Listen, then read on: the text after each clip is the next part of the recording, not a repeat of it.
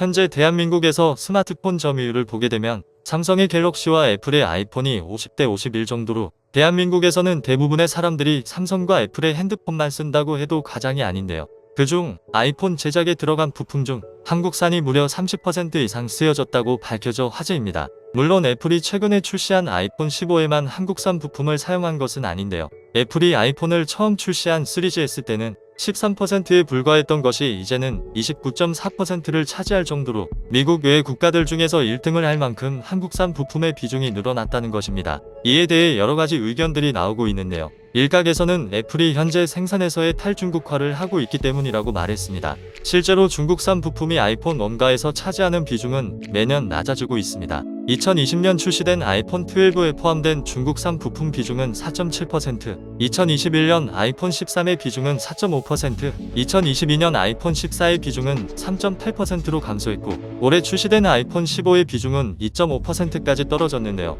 불과 3년 새 비중이 절반 가까이 낮아진 것입니다. 이는 미국의 중국을 향한 디커플링, 디리스킹 정책의 영향 때문이라는 분석이 나오고 있습니다. 대만해양대 법정학원의 장야치 교수는 자유아시아와의 인터뷰에서 완전한 탈중국화는 아니더라도 애플이 최소한 위험을 줄이고 있다며 처음에는 이렇게 거대한 공급망을 중국에서 완전히 철수하는 것이 쉽지 않다고 생각하겠지만 몇 년이 지나면 데이터에서 차이를 알 수 있을 것이라고 말했는데요. 전문가들은 기업들이 완전한 탈중국화가 불가능할 것이라고 말하고 있지만 애플은 점차 의존도를 낮추며 탈중국화를 실행하고 있는 것입니다.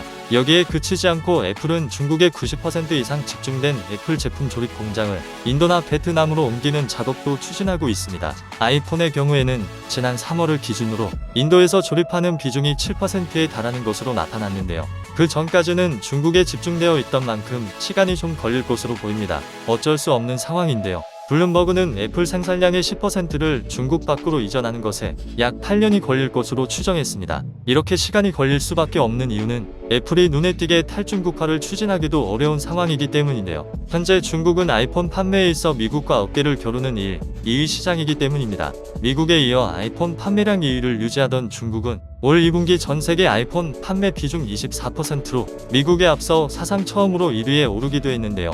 중국에서 이렇게 한다는 것은 불가능에 가깝습니다. 중국은 당과 국가의 시장 장악력이 매우 과 국가에서 금지시키면 애플이 손쓸 방법이 없는 상황이기 때문에 애플에서 중국 시장은 경제 논리로만 움직일 수 없는 조건입니다. 그렇기에 애플은 중국에게 밉보이지 않기 위해 갖은 노력을 다하고 있는데요. 현 CEO인 팀 쿡이 올해 3월에 이어 10월에도 중국을 방문하는 등 중국 시장에 정성을 들이고 있습니다. 하지만 이런 노력에도 불구하고 중국은 애플 때리기에 들어갔는데요. 중국이 중앙정부기관 공무원들에게 애플 아이폰 등 외국산 스마트폰 사용 금지령을 내린 것으로 알려졌습니다. 이는 미국의 중국 때리기에 대한 반격의 하나라는 해석입니다. 지난번에 미국이 국가 안보를 이유로 중국의 대표 통신업체인 화웨이의 5세대 무선 통신기기를 퇴출하고 동영상 공유 앱 틱톡을 제재했기 때문인데요. 이에 맞서 중국 정부도 맞대응의 수위를 높여 미국 첨단 기업의 상징인 애플을 정조준한 것인데요. 이처럼 중국과 미국이 사이가 안 좋아지면서 애플의 탈중국화가 진행되는 상황입니다. 하지만 애플이 점차 중국의 의존도를 낮추면서 우리나라의 부품사들은 웃을 수 있는 아이러니한 상황이 된 것인데요. 중국 부품의 비중이 줄고 한국 부품의 비중이 늘은 만큼 아이폰이 팔리게 되면 팔린 만큼 부품사들이 이득을 보는 구조이기 때문입니다. 이것은 결과로 나타났는데요.